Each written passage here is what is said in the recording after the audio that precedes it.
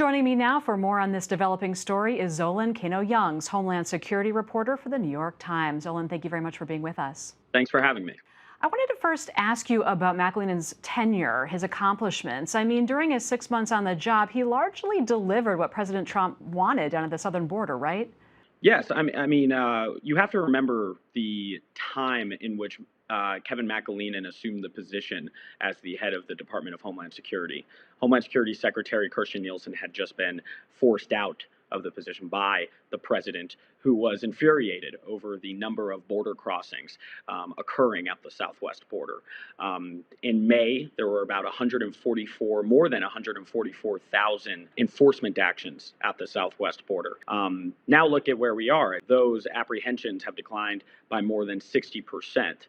Things have relatively calmed down at the border. But at the same time, there was friction between him and the president and White House advisor Stephen Miller, known as the architect of the president's immigration agenda. In the end, Kevin McAleenan, while he did bring border crossings down, he did take issue with some of the initiatives that others around him wanted to push. Can you talk a little bit more about that? I mean, what are some of those initiatives that he was a little bit more resistant to during his time?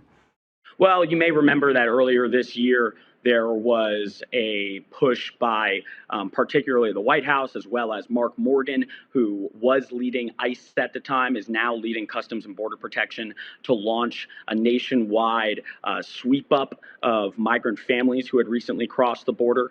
The ICE raids, as they were called at that time. Behind closed doors, Kevin McAleenan didn't want that to happen. The idea that the president would cut State Department aid to Central American countries. This was somebody, Kevin McAleenan, who believed in addressing the root causes of the reasons of which people leave Central American countries. He believed in State Department aid and was disappointed when that was cut. At the same time, Kevin McAleenan did oversee the Department of Homeland Security when some of the more aggressive initiatives were implemented and expanded. He was an acting secretary. He was never nominated for full confirmation. I mean, what's the impact on the Department of Homeland Security to be without a permanent head for so long? Not just him either. You have to look. So the head of the Department of Homeland Security, him, acting position. Head of USCIS, Ken Cuccinelli, acting position.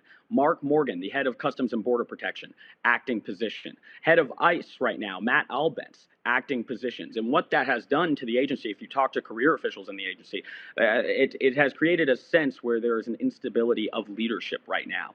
And remember, we're also talking about DHS, and DHS was created in the wake of the September 11th attacks, and it was not created to be solely a immigration enforcement agency, which many would say is what it has become under President Trump. And it is responsible for many things outside of that, whether it be cybersecurity, disaster relief, as well as securing the country and information sharing in regards to terrorism. Any ideas about who might be tapped next for the Homeland Security job?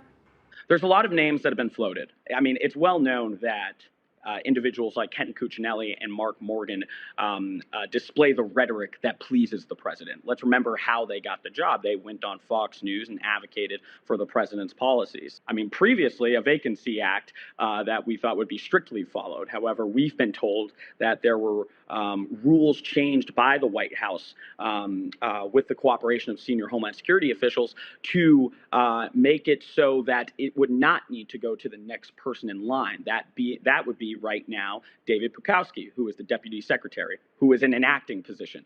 The president is going to choose who he's going to choose. I can tell you, though, whoever he does choose, I think it will be a while before that person's nominated, if they're nominated at all. Zolan Kanno-Youngs of the New York Times, thank you so much for being with us. Thank you.